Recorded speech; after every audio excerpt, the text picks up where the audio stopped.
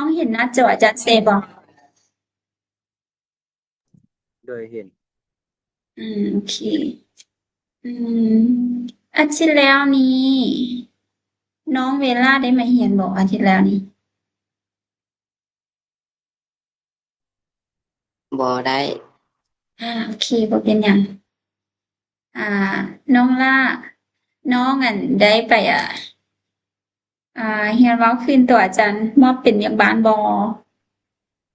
โดยเห็นแล้วโอเคซันอ้อยเดี๋ยวอาจารย์หาอันเพจอืมโอเค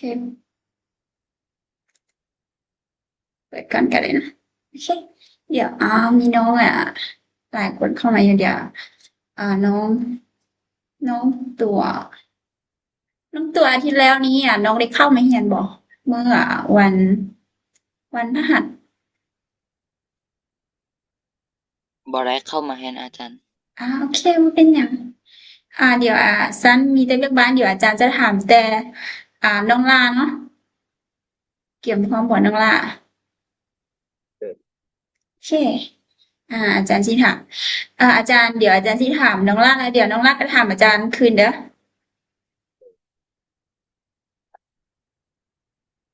โอเคบ่โดยเดี๋ยวไว้อ่า你多大了？我今年16岁โอเคน้องถามอาจารย์คือ你多大了我今年29岁了อาจารย์มี29 ปีเนาะ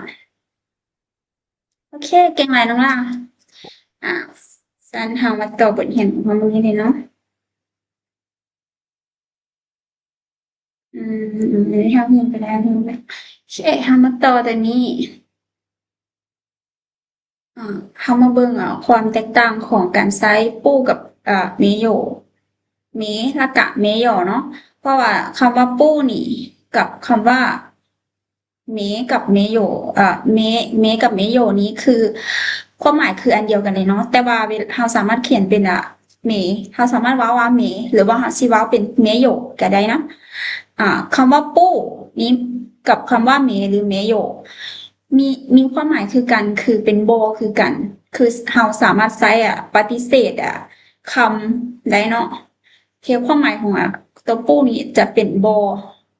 แล้วความหมายของเมกับเมโยจะเป็นได้ทั้งบ่มีบ่ได้หรือยังบ่ได้เนาะหรือว่ายังบ่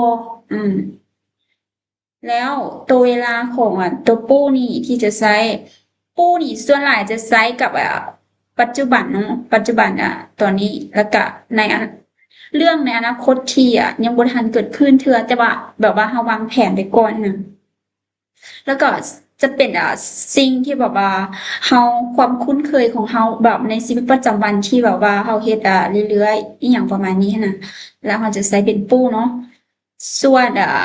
ของเมโยนี่ตัวนี้ส่วนหลายเขาจะใช้กับอดีตเนาะอยู่ในปัจจุบันก็เฮาก็จะใช้คือกัน ตัวเนื้อในที่เขาจะใช้ปฏิเสธเนาะตัวของปู้นี่จะเป็นการกระทำหรือว่าความคุ้นเคยของเฮาบ่อีหยังพวกนี้เนาะแล้วตัวเมโยตัวนี้จะเป็นเกี่ยวกับการแบบว่ามีอยู่หรือว่าบ่มีอีหยังซี้แล้วก็เป็นสิ่งที่แบบว่ามันเกิดขึ้นมาแล้วเนาะโอเคแล้วตัวปู้นี้จะบ่ได้ใช้ไปกับโยเนาะ ทางใส่ปูคือจะบ่ใส่ปูจะบ่ตามหลังด้วยโยเนาะแต่ว่าคำว่าเมตัวนี้มันจะไปพร้อมกับตัวโยเนาะก็คือเมโยหรือว่าเราจะใช้เป็นเมละละหรือว่าเราจะใช้เป็นเมโยก็ได้ความหมายคือกันโอเคเรามาเบิ่งตัวอย่างของปูเราสามารถเว้าว่าถ้าถ้าปูหุ้ยเนาะอาจารย์ลืมใส่หุ้ย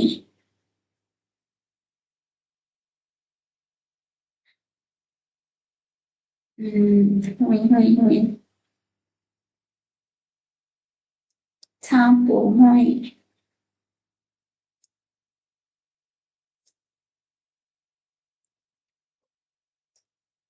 มันก็คือแบบถ้าปู่หุ้ยเดี๋ยวฉันลบแป๊บนึง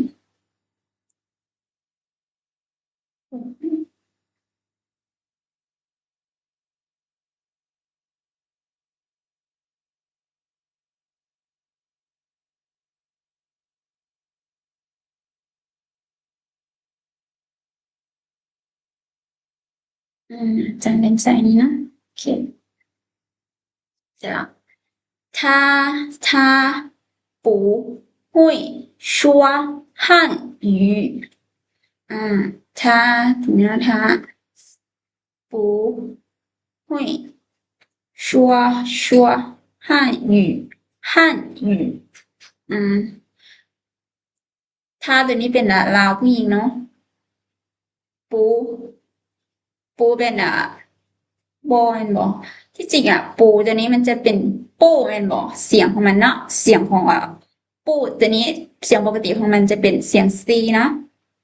ปู้แต่ว่าเป็นอย่างอยู่นี้คือเขียนเป็นปูเป็นเสียงสองเพราะว่ายุดหลังของปูตัวนี้ หลังของปูนี่เป็นเสียงซีเนาะฉะนั้นปูเขาจะเว้าเป็นเสียงสองเนาะคือปูห้วยตัวนี้คือพวกน้องต้องได้จื้อเอาไว้นะถ้าเราผู้หญิงปูบอนะห้วยตัวนี้จะเป็นว่าได้หรือว่าจะเนาะชัวตัวนี้จะเป็นเว้าเนาะชัวเว้า汉语汉语汉语จะเป็นภาษาจีนนะ他不会说汉语เราเว้าภาษาจีนบ่ได้หรือว่าเราบ่ฮู้เว้าภาษาจีนแต่ว่าตัวนี้ถ้า不会ตัวนี้เราจะบ่ใช้ว่า他没会说汉语เราจะบ่ใช้没เนาะเราจะใช้เป็นปู้นะ他不会说汉语เราจะบ่ใช้ว่า他没会说汉语คือถ้าใช้เมก็คือจะผิดนะต้องเป็นปู้แล้วเดี๋ยวนี้教室里教室里没有人了教室呢教室里没有人了教室ตัวนี้จะเป็นในห้องเรียนนะ教室ห้องเรียนหลีตัวนี้จะเป็นจะแปลว่าไหนเนาะไม่有ตัวนี้บ่มี人ตัวนี้เป็นคนเนาะคนแล้ว教室里没有人了ในห้องเรียนบ่มีคนแล้วสินะแล้วเหมือนตัวนี้เราก็จะบ่ใช้ปู้กันเนาะเราจะบ่สามารถใช้ว่า教室里不有人了เราจะบ่ใช้不有人โอเคเพราะว่าปู้จะบ่ใช้ไปกับ有เนาะฉะนั้นเราจะใช้เป็น没有人了ก็คือบ่มีคนแล้ว教室里没有人了โอเคเป็นจังได๋พวกน้องพอเข้าใจอยู่บ่ตัวการใช้ปูกับใช้没有เข้าใจโอเคถ้ามีตัวใดบ่เข้าใจแล้วถามอาจารย์คืนได้เด้อโอเคแล้วเรามาเบิ่งคำศัพท์ต่อไปตัวตรงเนาะตัวอย่างต่อไปก็我不我不吃了น่าจะเป็นปูเนาะ我不吃了โอเคเป็นไงฉันใส่ผิดอีกละเป็นเนี่ยแปลงใส่ใหม่ก็ได้เพราะว่าทางหลังมันเป็นเสียงซีเนาะฉะนั้นต้องเป็นเสียงสองโอเค我不吃了ค่อยบ่ไปแล้ว我不去了我ตัวนี้เป็นค่อยเนาะปู ปู้เป็นเสียงซีเนาะแต่ว่าอยู่ปู้ทางหลังปู้เป็นเสียงซีฉะนั้นปู้เขาจะใส่เป็นเสียงสองนะเลยกลายเป็นปูปูชื่อปู้เป็นบอเนาะชื่อเป็นไปเลอแล้วค่อยบไปแล้ว我不去了ค่อยบไปแล้วแหละประมาณนี้นะ我没有钱了ตรงนี้เขาจะบทใช้ว่า我没去เนาะจะบทใช้เนาะ我没去我没有去了จะบทใช้我没去กะจะบทใช้เนาะจะใช้เป็น我不去了我没有钱了我没有โอ้อาจารย์เรียกว่าคำว่าเฉียนใส่เนาะเฉียนโอเค钱我没有钱了钱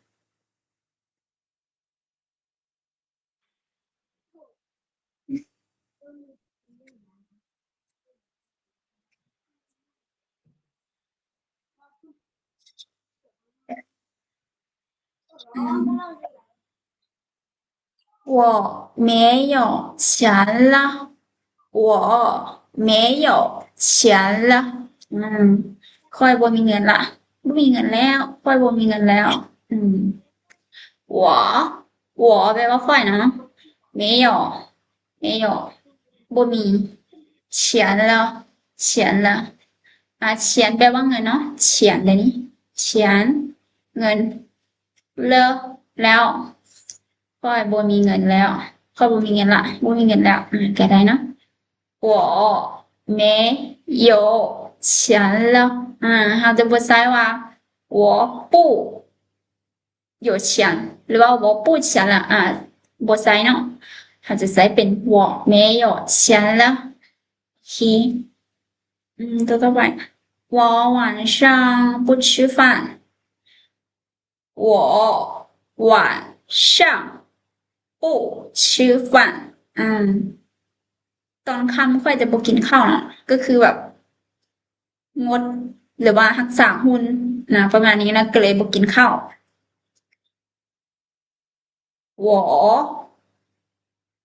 นะ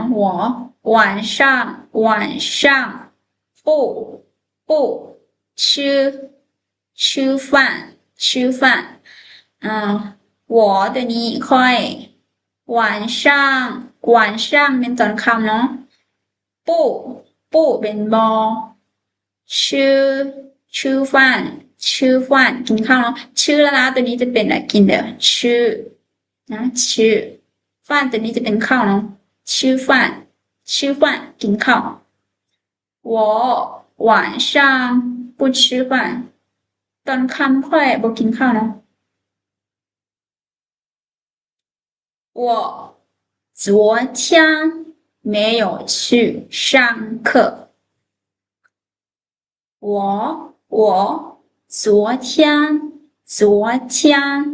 没有去上课เมื่อวานค่อยบ่ได้ไปเรียนนะเมื่อวานนี้ค่อยบ่ได้ไปเรียน我เดี๋ยวนี้เป็นแม่นค่อยเนาะ昨天ตัวนี้เป็นเมื่อวานเนาะ昨天没有บ่มี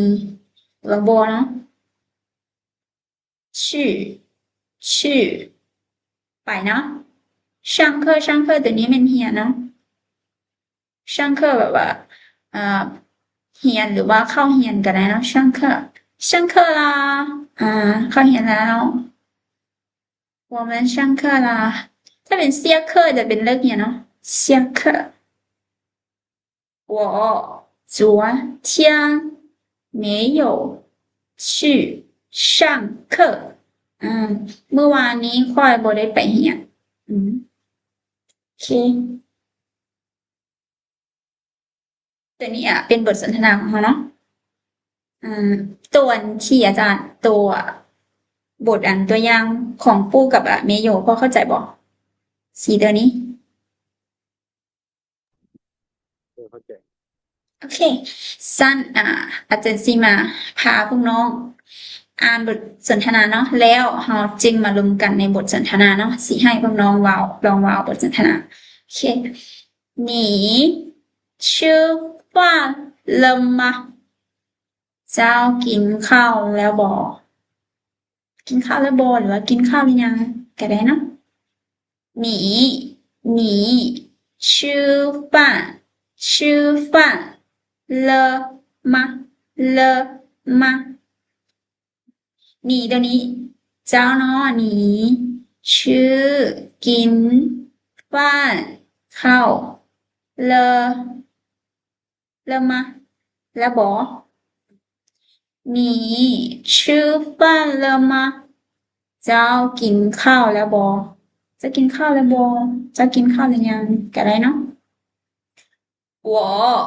还没吃呢你呢我呢还没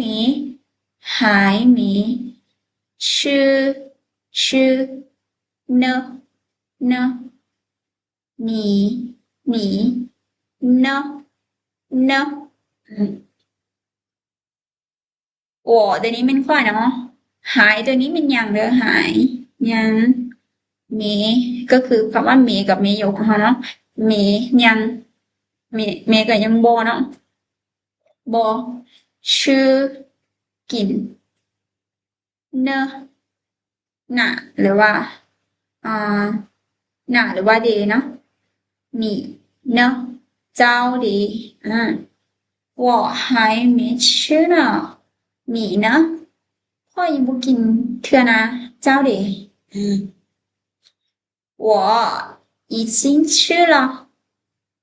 我已经吃了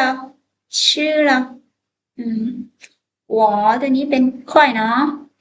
已经ตัวนี้แม่น่ะบอกว่าเฮ็ดอีหยังแล้วไปแล้วนะคือแบบเฮ็ดแล้วเรียบร้อยละสำเร็จแล้วประมาณนี้ชื่อ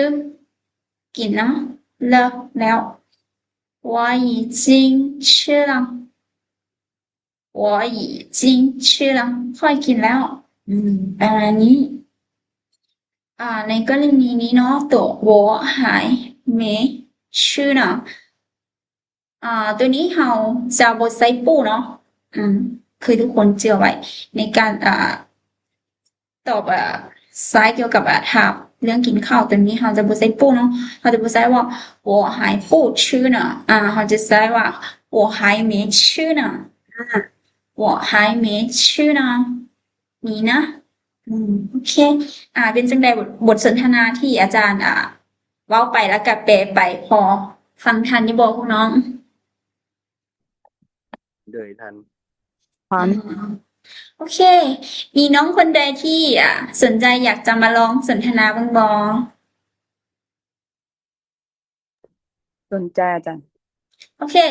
อีกคนนึงเนาะ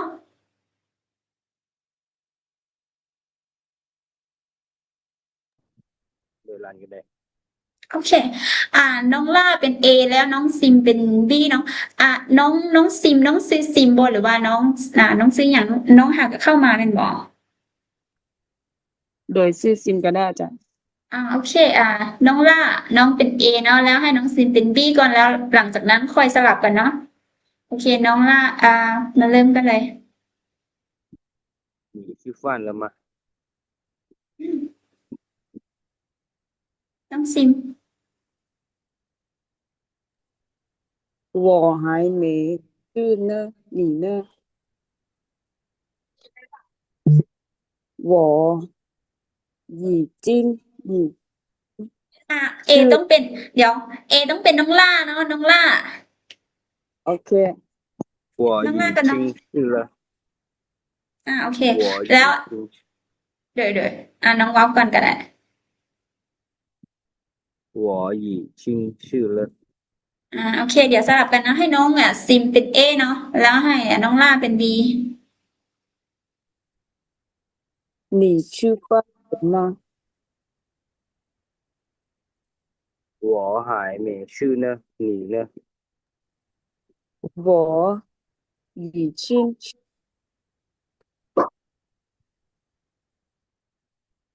ชื่อเลยอ่าต้องเว้าไปแล้วบ่เพราะว่าอาจารย์บ่ได้ยินนะ 去了。โอเค เก่งหลายน้องซิมกับน้องล่าเนาะ โอเค ยังมีน้องคนใดที่สนใจอยากซีลองสนทนาอีกบ่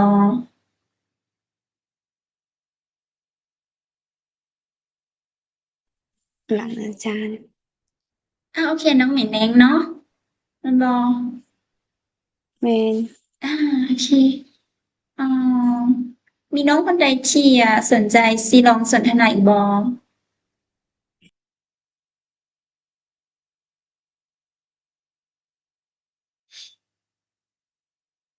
บ่มีแล้วบ่อืม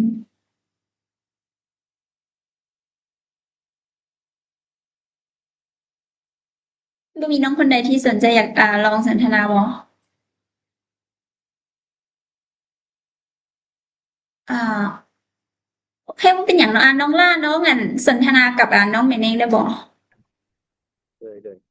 โอเค ให้ให้น้องหมิ่นเองเป็นA ก่อนเนาะแล้วให้น้องล่าเป็น B โอเค เริ่มเลยน้อง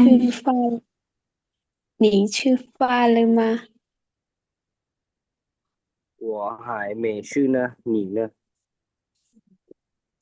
我已经去了。已经เนาะ已经我已经去了。โอเคให้ให้น้องล่าเป็นA เนาะแล้วให้น้องหมิ่นเองเป็น B 你吃饭了吗？我还没去呢，你呢？我已经去了。โอเคเก่งหลายน้องล่ากับน้องหมิ่นเองบ่มีน้องคนใดที่สนใจสิลงสนทนาแล้วแม่นบ่ถ้ามีก็คือเสนอตัวอะไรเนาะทุกคนต้องกระตือรือร้นนิดนึงนะทุกคนโอเคว่าเป็นอย่างเรามาต่อบทสนทนาต่อไปของเราเนาะเพราะว่ายังมีหลายอยู่โอเคตอนนี้เราจะมาใช้คำศัพท์ของเราที่เราเรียนไปตัวนี้จะมี为什么เนาะแล้วก็มี什么时候เนาะ什么时候โอเค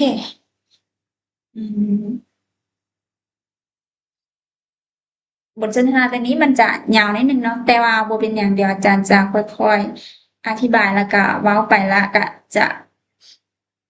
พาคุณน้องลองอ่านลองฝึกไปเนาะไปนำกันโอเค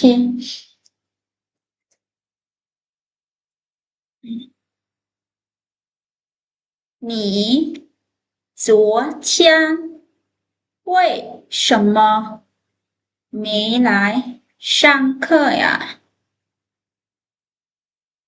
เป็นอย่างเมื่อวานเจ้าคือบ่มาเรียน你昨天为什么没来上课呀上课呀你ตัวนี้แปลว่าเจ้าเนาะ昨天เมื่อวาน为什么เป็นอย่างระว่าย้อนอย่างเนาะเมจะแปลว่าบ่เนาะคือตัวคำศัพท์ที่อาจารย์สอนไปเมื่อกี้来แปลว่ามาเนาะ来มา上课เรียนขึ้นเรียนหรือว่าเรียนเนาะอย่าตัวนี้จะเป็นอ่าคำถามคือกันเนาะมันจะคู่กับตัว为什么你昨天为什么没来上课呀你昨天为什么没来上课呀เป็นอย่างเมื่อวานเจ้าคือบ่มาเรียนดีต่อไป我感冒了ค่อยเป็นหวัดแล้วเป็นหวัดเนาะเป็นหวัดก็เลยบ่ได้มาเรียน我感冒了我ทีนี้แปลว่าค่อยเนาะ感冒แปลว่าเป็นหวัดเนาะ感冒了แล้ว我感冒了我感冒了ค่อยเป็นหวัด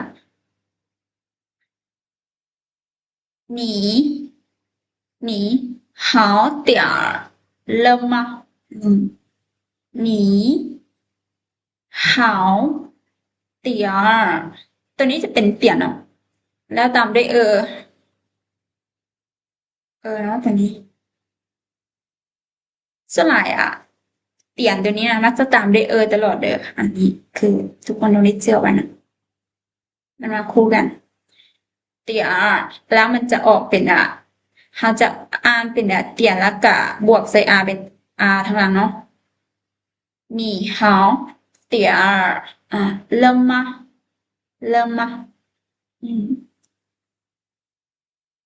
เจ้าดีขึ้นเดแล้วบอนี่ตัวนี้แปลว่าเจ้าเนาะหาวแปลว่าดีเตียตัวนี้จะแปลว่าน้อยนึงเนาะเลแล้วมาบอ你好点儿了吗你好点儿了吗เจ้าดีขึ้นเดแล้วบอ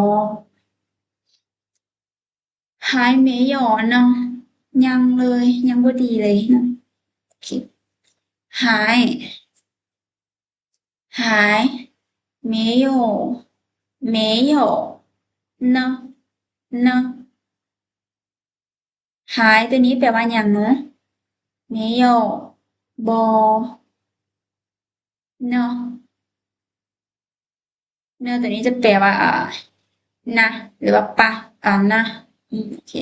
หาย没有เนาะยังบ่ดีเลยแต่อันนี้อาจารย์เขียนใส่ว่ายังเลยก็ได้เนาะยังบ่ดีเลยนะอันนี้ก็ได้โอเค那你什么时候来上课呢那你什么时候来上课呢三ตอนใดหรือว่าเมื่อใดเนาะ什么时候ตัวนี้เป็นตัวที่คำศัพท์ที่เราเรียนไปอาทิตย์ก่อนนะตอนใดหรือว่าเมื่อใด什么时候三ตอนใดเจ้าสิมาเรียนหรือว่าตอนใดเจ้าจึงสิมาเรียนเนาะ那你什么时候来上课呢那你什么时候来上课呢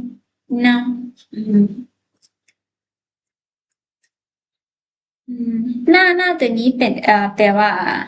สั้นเนาะสั้นหรือว่าคันสั้นโอเค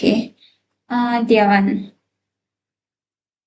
ก็จะเปลี่ยนเวลาเนาะเดี๋ยวอาจารย์สิวางสายก่อนเดี๋ยวแล้วเดี๋ยวอาจารย์สิส่งลิงก์เข้ามาเนาะ